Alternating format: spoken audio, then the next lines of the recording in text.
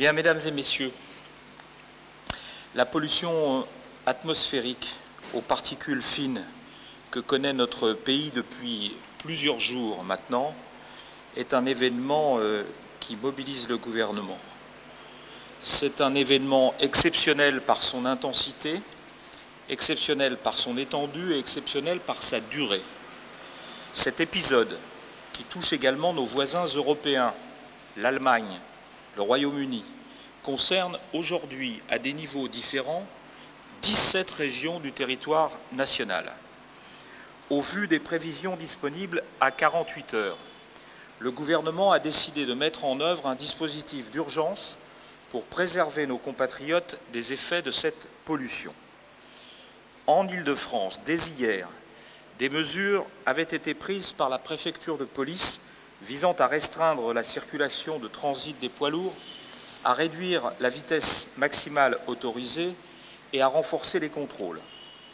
Je veux également saluer l'initiative de la ville de Paris et de son maire, Bertrand Delanoë, qui a rendu gratuite l'utilisation des Vélib et des Autolib dans la capitale.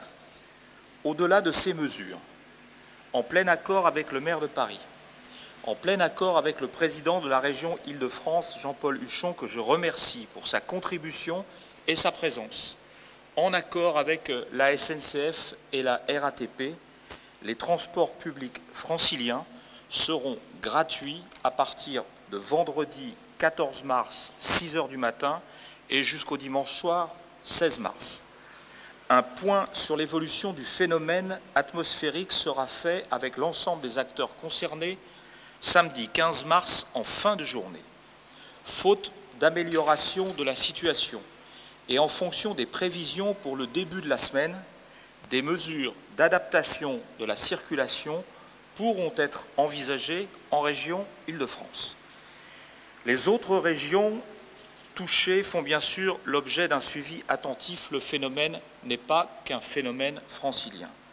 Dans la plupart d'entre elles, des mesures adaptées ont déjà été prises.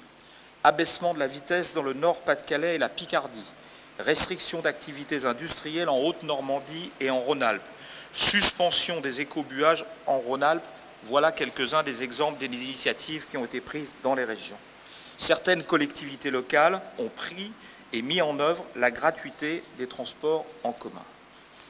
La mauvaise qualité de l'air due aux particules fines est un enjeu de santé publique et le gouvernement est engagé et continuera de s'engager dans la réduction des émissions des polluants atmosphériques dans tous les secteurs émetteurs.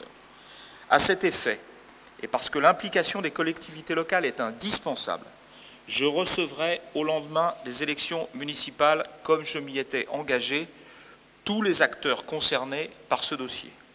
Je rappelle enfin à tous nos concitoyens qu'ils ont eux aussi un rôle à jouer dans la lutte contre ces pollutions. Celles et ceux qui le peuvent doivent, d'ici dimanche, éviter d'utiliser leur véhicule, privilégier le covoiturage et les transports collectifs et se tenir informés des consignes et des recommandations sanitaires qui seront données au fur et à mesure de l'évolution de la situation. Enfin, j'indique que le projet de loi sur la transition énergétique que je porterai bientôt devant le Parlement comportera un volet qui sera consacré à la qualité de l'air. La qualité de l'air, c'est une urgence et une priorité pour le gouvernement. Je vous remercie.